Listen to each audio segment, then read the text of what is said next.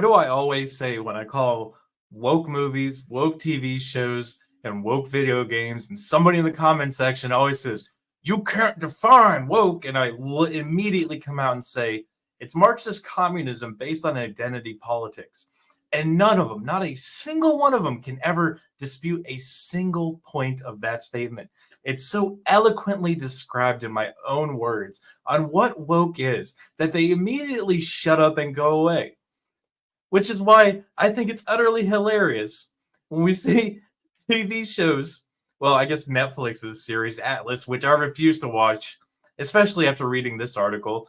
But yeah, the title, Netflix Atlas sees Jennifer Lopez chastised for using the wrong pronouns to refer to sentient AI, a literal robot that doesn't have gender, that doesn't have any of it. It's literally a programmed robot designed to do, I don't know, whatever the hell it's supposed to do. Somehow is now a female or a man. I don't know. We're going to read the article, and I'm going to make fun of this because it is mentally retarded the amount of levels you have to go down to try and justify a robot having a sex.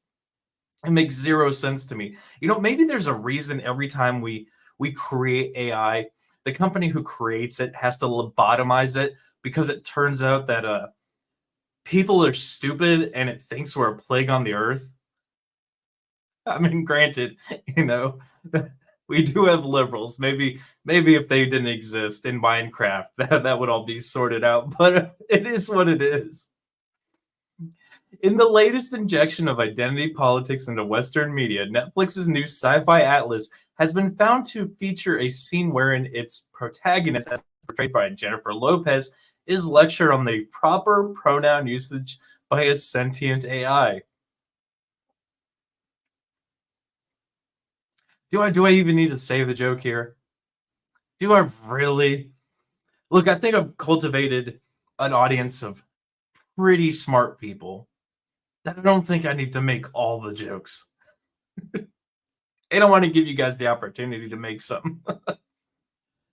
Oh, there it is. I already figured out. Penned by Star Trek Discovery writer Aaron Ellie Colette and startup story editor Leo Sardarian, Atlas follows the tale of one Atlas Shepard, an information analyst under the employ of an international coalition of nations who is currently assigned to hunting and capturing a rogue AI named Harlan.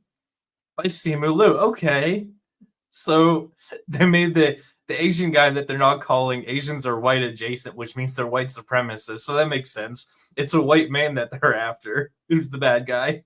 And the woman is the lead character going to save humanity. The same stupid trope that we see in every movie, TV series, and video game now.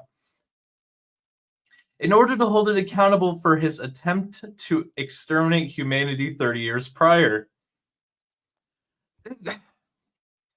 You know what? I haven't read this article. I usually don't read the articles. So the intro about how every time we make AI, it immediately thinks humanity's a plague and wants to kill everybody. They know it. They know it's true. They absolutely know it's true. Oh my God. Taking place relatively early on in the film's runtime, the scene in question comes just after Atlas learns that not only has the ICN learned of Harlan's current location, but they are prepared to launch a full-fledged invasion with the intent of taking him alive. Well, he's not alive. He's an AI. Shut him down. It's like a toaster. Just unplug it. It's not a person. Recalling how Harlan's initial rebellion was facilitated by a unique ability to overwrite the program of their AIs, blah, blah, blah, blah. Plot synopsis, don't care. Taking back Zoe's offering, Atlas turns to Banks and asks him, how did it know I wanted coffee?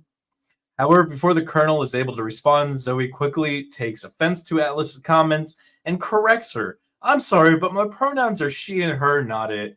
What? It's a robot. It's an it. It's a thing. It's a machine. It's literally a toaster. You remove the power and it dies. Well, it doesn't die. It shuts off. You put the power back in and it turns back on.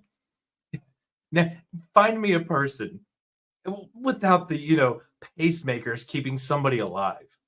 Normal functioning human where you just reach in and pull the battery out and they shut down completely. You put the battery back in, and they just spark right back up. No, it's a toaster. It's not a person. It doesn't have a gender. It's toaster worshippers is what they are now. We're gonna call woke people toaster worshippers. Oh my god. I feel like if somehow these people figured out time travel and they jumped back in time to like the creation of a toaster, they would worship it and be like, we can't assume it's pronoun, guys. I wonder if they named their toasters. I wonder if they assigned it genders. Lowering his head in exasperation, that's exactly what I do because that's utterly retarded. At his arc suit's interjection, Banks ultimately reveals that the reason for his confidence in his upcoming sortie is the fact that Zoe was aware of our conversation because we're synced, thus denying Harlan any room in the AI's brain with which to implant his own code. Okay, so Mary sued it. We made the perfect AI to fight the other AI because you're a woman and we're synced. Cool. Like, this is dumb.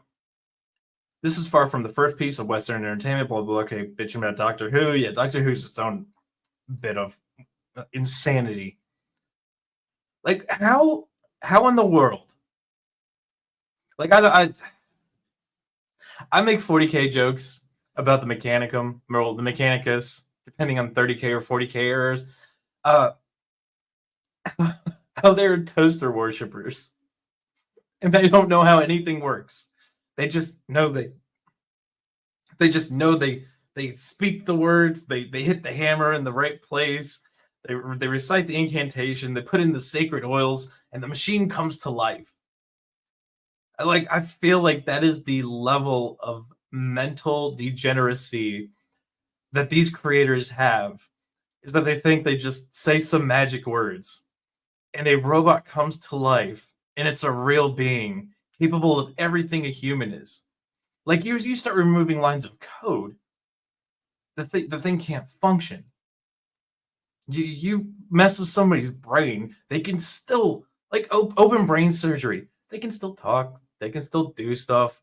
We used to lobotomize people, they could still technically function, they weren't as smart or capable, but you remove parts of programs, the thing just ceases to function because does not compute, errors, shut down, random loops, random events, all sorts of stupid things can happen. And it can be something as simple as you didn't put in the right punctuation in the right place.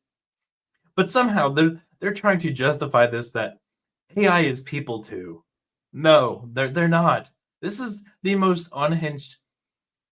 I bet I could go to Twitter and people are like, we need to shave the robots. But God bless.